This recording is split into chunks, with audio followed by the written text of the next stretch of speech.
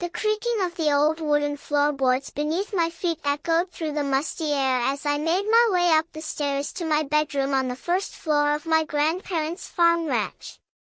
The pungent scent of aged flesh clung to the walls, a constant reminder of the fragility of life.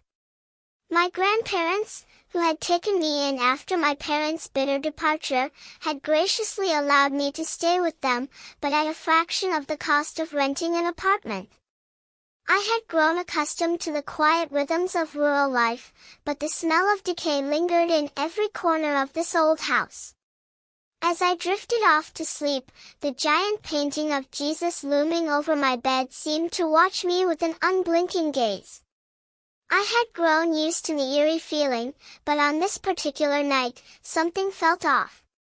The darkness outside seemed to seep into the room, and I felt a shiver run down my spine. It wasn't until my second week of living on the farm that the strange occurrences began. I had just returned from my job at the small corner store in town, the darkness gathering around me like a shroud. As I unlocked the front door, I was greeted by the sound of footsteps rustling through the crops. I tiptoed closer, trying not to make a sound, and that's when I saw him, a figure crawling through the rows of produce, as if trying to avoid detection. My heart racing, I retreated back inside, waking my grandfather with a gentle prod. He burst out of bed, rifle in hand, and stormed onto the porch, shouting a warning at the intruder.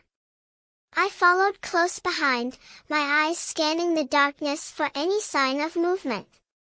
But when he opened the door, something unexpected happened.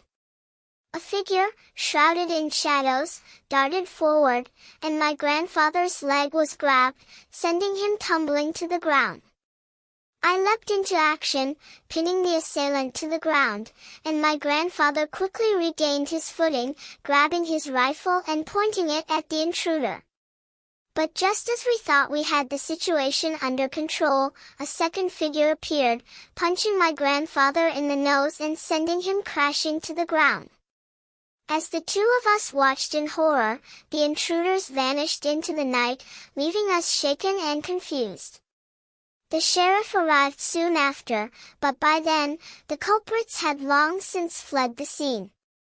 My grandfather, still reeling from the attack, stormed off to disconnect the camera system monitoring the crops, determined to prevent any further incidents. Weeks passed, and the strange occurrences seemed to subside, but I knew that they wouldn't be the last. The memories of those dark nights lingered, haunting me like a specter. One fateful evening, as I returned home from a night out with my sister, brother-in-law, and their friends, I noticed a note on the door from my mom, instructing me to take out the garbage cans. As I crept through the darkness, the sound of voices drifted from the backyard. I peered over the fence, my heart racing, and saw two figures huddled around our patio table. Fear gripped me, and I hastened back inside to warn my mom. But before we could make a move, the intruders burst into our room, and we found ourselves trapped. I shoved my mom towards the window, and we both leapt onto the tiny ledge, dropping down to the grass below. We fled to our neighbor's house, our hearts pounding in our chests. 2 weeks later, the phone rang at 3 a.m., its incessant ringing piercing the darkness. My mom finally ripped the cord out of the modem, and we slept fitfully, our minds racing with the implications of the previous night's events. The next day, a text message arrived, taunting us with the phrase, "Why didn't you pick up?" and leaving us wondering what other horrors lay in store. As I lay in bed, the clock reading 1:15 a.m., I couldn't shake the feeling that something was watching me, waiting for its next move. The creaking of the floorboards seemed to take on a sinister tone, and I knew that I was not alone in this old house. The darkness crept in, shrouding the streets of Cedar Beach in an eerie silence.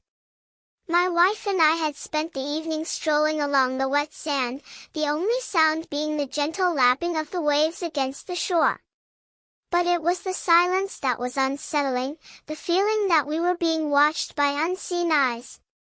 We didn't notice anything out of the ordinary at first, but as we turned to head back to our starting point, we noticed something peculiar. There were footprints, 2 sets, that didn't belong to us. They seemed to lead away from the wet sand, disappearing into the darkness of the dunes. My curiosity piqued. I pulled out my iPhone and activated the flashlight app.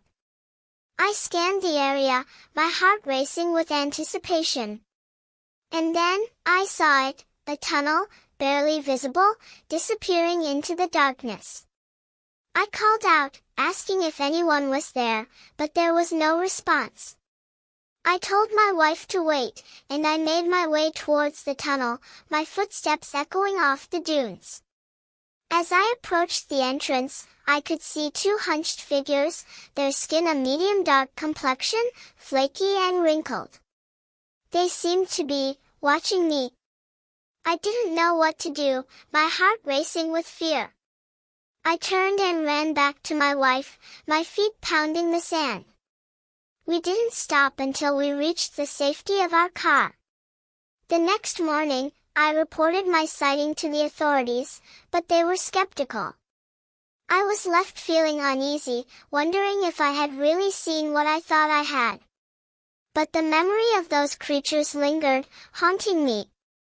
As a night janitor at the local high school, I had grown accustomed to the silence of the empty hallways.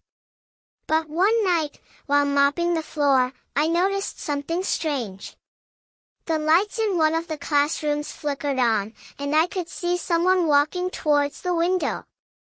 It was a man, his black hair streaked with gray, his face twisted into a grotesque grimace. He raised his hand, and I could feel a chill run down my spine. I pulled the blinds shut, trying to process what I had just seen.